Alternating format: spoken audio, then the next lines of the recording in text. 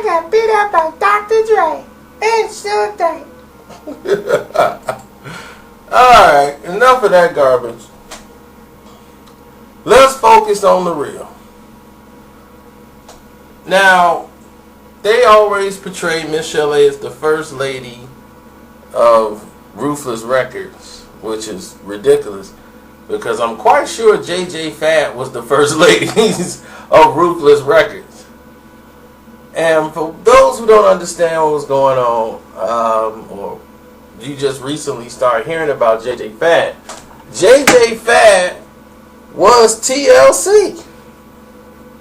They were TLC before TLC, except that they didn't do R&B, they rap. And they came from Rialto. Not known for their hip-hop ways, but they were serious about rapping. And they used to tell Arabian Prince, like, give us a shot. We want to get on. And see, Arabian Prince, and when they have the world-class Wrecking Crew with Lonzo, and, all of them guys together, they used to do, LA was the king of the breaking scenes, back in the movie Breaking and all those beats. Breaking was still, heavy in the 80s on the West Coast. And the Chicago house music is what replaced actual bands. My uncles all had a musical group. Like a lot of people, if your uncles are in their 50s and 60s, they probably had a group when they were in school, a band that all of them played. They had a guy that could play the drums, the musician, everything. Back then music was taught and promoted in the schools. That's dead today. So you had a lot of talented guys in there forming their own groups and singing. And clubs and stuff would hire bands to charge them, pay them like, hey, you come perform and do these cover songs or whatever, and you guys do your own steps and all that, and we'd pay you money for that. And that used to be the thing. So my uncles and them, they had the jobs, and then on the weekends or something, they have a gig where they go out and perform and sing and do these shows. Same thing with j.j.fad. Now, j.j.fad would go ahead and not only perform and do shows, they were doing just rap, like dancing and hip-hop. But what happened is the turn of the music generation as far as people were starting to hire DJs. And as the black crowd didn't want to hear live bands anymore. There's an old saying that goes, blacks like to entertain, whites like to be entertained. And they had to gravitate their music more to the whites, and white people loved it. They will pay to see you perform. Where blacks, the majority of them don't. They want to be the entertainer. They want to entertain. So the DJ replaced, plus he was a lot cheaper than having to worry about a band, all the members, setting up equipment. DJ come in, set up his booth, boom, he can go. And the people love this new energy music called house music in Chicago. It was basically called house, but it was just breaking music, basically sped up real fast, and it was the same thing. So now you have a disco rhythm to it, and in LA, Arabian Prince was good at producing those type of songs. And then he had a song out called, what was that, Another Hoe, and Supersonic was the one that backed it. But they didn't know Another Hoe was just, that was the A-side record, but nobody really gravitated to that. They thought like, okay, this is gonna be it. They gonna put this on, and they had too many people in the group. They had like 4 or 5 people in the group. You had what? MCJB, Sassy C, Baby D, OG Rocker, Crazy J, you know, and they had Lady Anna and all of them. They eventually they faded out. So the group, let me see, because I know they had a falling out. Lady Anna was always complaining about the money and how they wasn't getting paid and how they supposed to be getting paid off this and all this dude doing to managers and the Arabian Prince who's supposed to be producing them, supposed to be managing them, and they didn't have proper management. So Jerry Heller got involved and helped facilitate their deal. Cause see, they was with Atlantic, the ACO, through the imprint label, and ACO liked these girls, but they had a record deal with michel'le, and that's what they did. And what they did was acquire michel'le.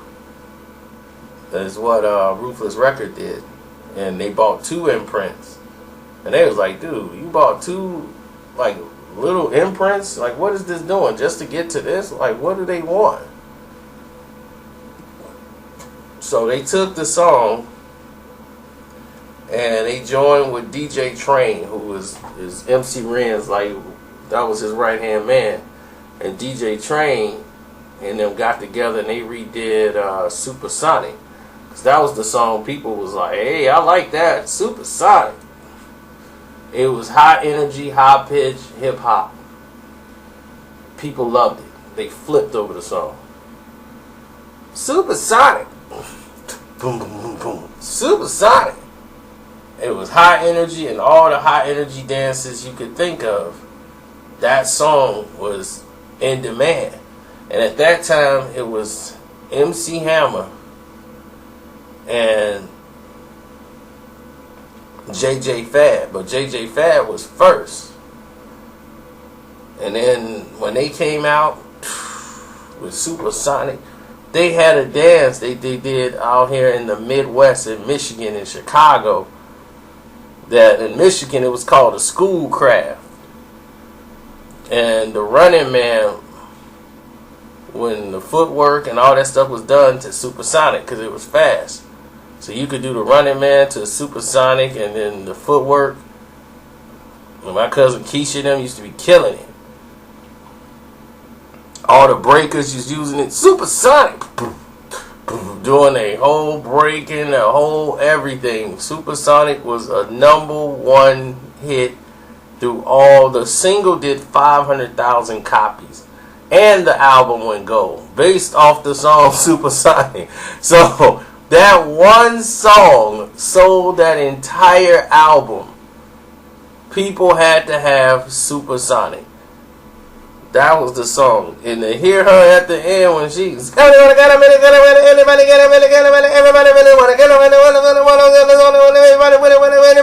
yeah, that's it.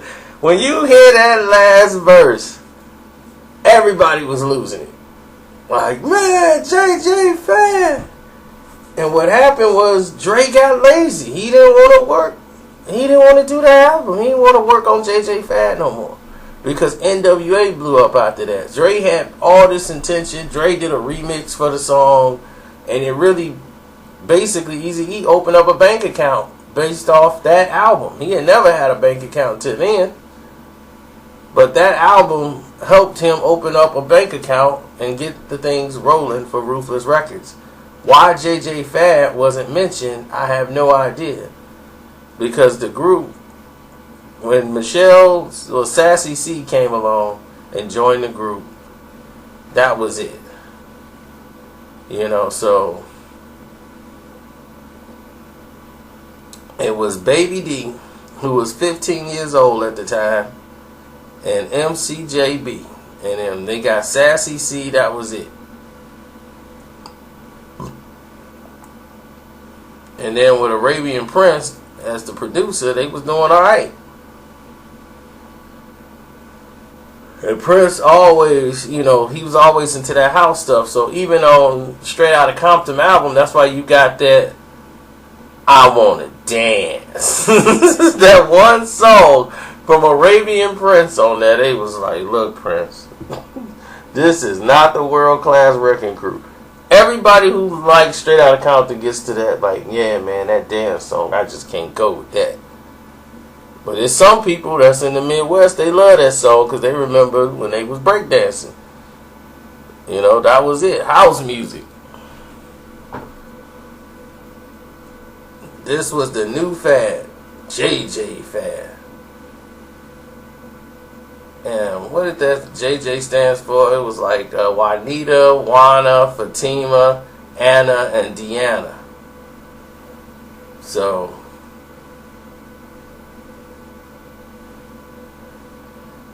once the members of the group fell out, it came to, we're just jamming, fresh, and deaf.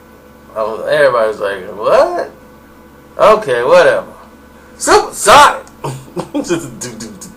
Supersonic. So Supersonic, they were able to tour with MC Hammer, N.W.A, and then they came out because Dre was going through his thing, or he didn't want to do no work. Man, I don't want to do that no more. I'm working on some new stuff. And what he did was he just went ahead and started working with N.W.A, and that's what his focus was. He wasn't worried about j.j.fad no more, and they was just sitting around. So Train started doing work with him, like, look, I'm gonna help you get out and do your thing. You know, Arabian Prince started working with him and DJ Train.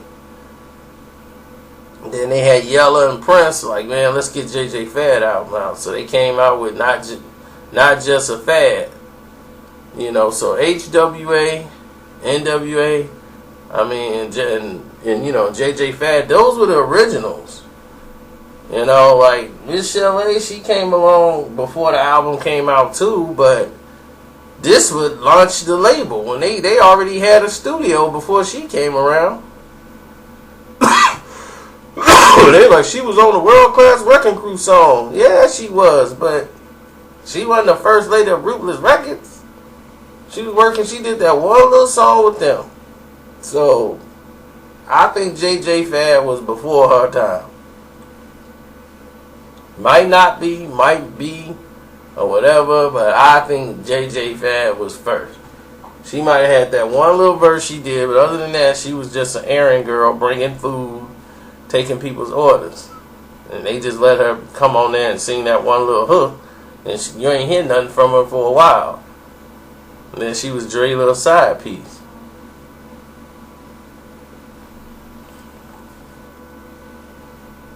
But Supersonic, like Eminem, it got a lot of praise once Eminem mentioned him in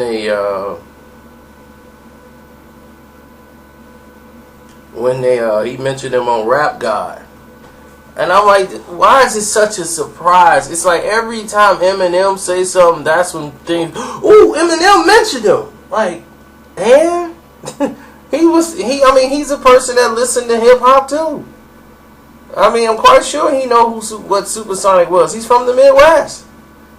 If you were from the Midwest, j.j.fad was here. Probably in the East Coast, Supersonic probably wasn't as big. j.j.fad, Supersonic in Chicago, Illinois, Detroit, Michigan, Saginaw, Michigan. So from Illinois to Michigan, the Midwest, Supersonic was one of the biggest songs of that summer. That was summer of 89, I think. Summer of 89. 89 or 88. But one of them, man, Supersonic was out. That was it.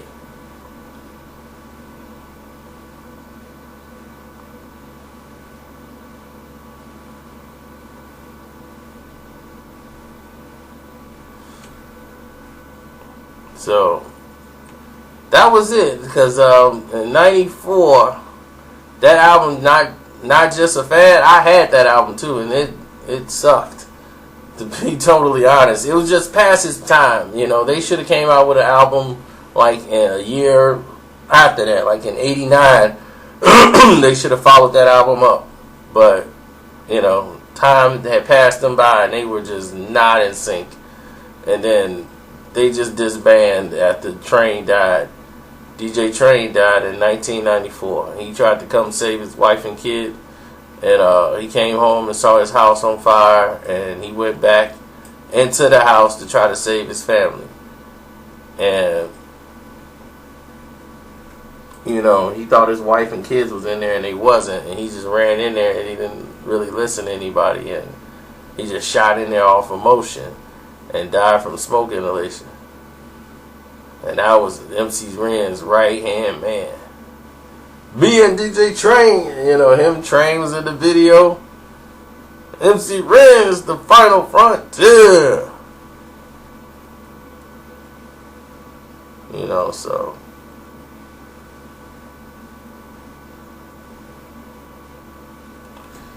that was sad.